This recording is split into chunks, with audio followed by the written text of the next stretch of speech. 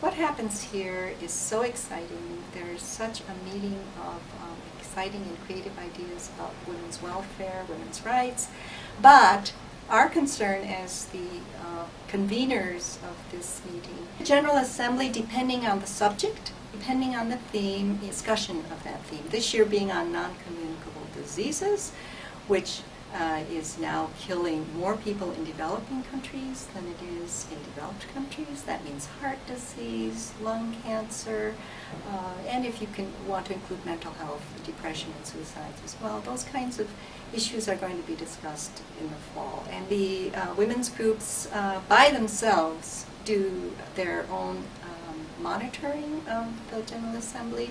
We don't do any particular large event related to that, but depending on the theme, during our monthly meeting, we usually would gather our members together and have some discussion of that theme. This year, issues are going to be discussed in the fall, and women's health is going to be a good part of that, I'm sure. And our committee will let our members know what are some of the events and side events where they should be participating.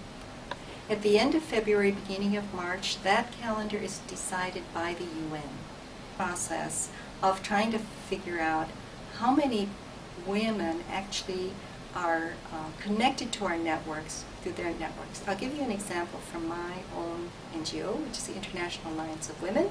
Our president is in the Netherlands, our secretariat is in Denmark, and our treasurer is somewhere in Australia, I think. The International Alliance of Women is a network of networks, which means that I'm not even sure, out of the 100-some people who organizations that pay dues, how many people we can reach. I just recently discovered a whole network in sub-Saharan Africa, which has been connected to us, and I've been able to draw on them for advice and involvement in peace and security issues. Vision in South Africa, who has organized a whole Southern African network, and I'll be meeting her in Durban when I go for the climate change conference there to help advocate for women. Basically, 11 working days. That's when the commission meets, and that's when all the women show up here in New York City. And it happens every year. Different dates every year. This year I would have to look up the exact dates, but let's check that. Registration for the consultation day, which I highly recommend, because the consultation day is the kickoff day, usually on a Sunday, when you pretty much begin to learn what's going to happen in the next 2 weeks. And also it's the time when you get oriented towards what is the UN and why are we here. So consultation day is one registration. You just register online. And the second registration would be of something that you want to do with a group. It can be panels, it can be cultural events, movies. I would love to have more cultural events. For example, VOW-TV might say we're going to have showings of some of the videos that women have done around the world and brief you on how to handle video. Do a training session and workshop on women in media. Perfect. And then you make that proposal to us, give us an idea of what your time frame might be. There is a registration fee to pay for the space, using PowerPoint, computers, etc.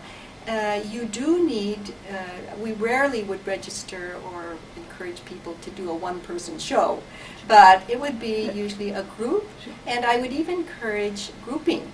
That is, if VOW-TV wanted to do something with another media women's group or something, a collective, and then you propose some kind of activity. That's really a great contribution, I think, to the skills and advocacy possibilities for NGOs here. Boy, would I love to have more cultural events here. Poetry readings, concerts, as I say, things that give people inspiration as much as information.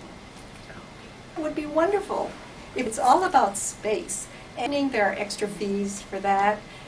We don't always have space. We have severe limitations of space, actually. So we need to find ways to spread the message and get the media involved so that we can document and we can share what's happening here.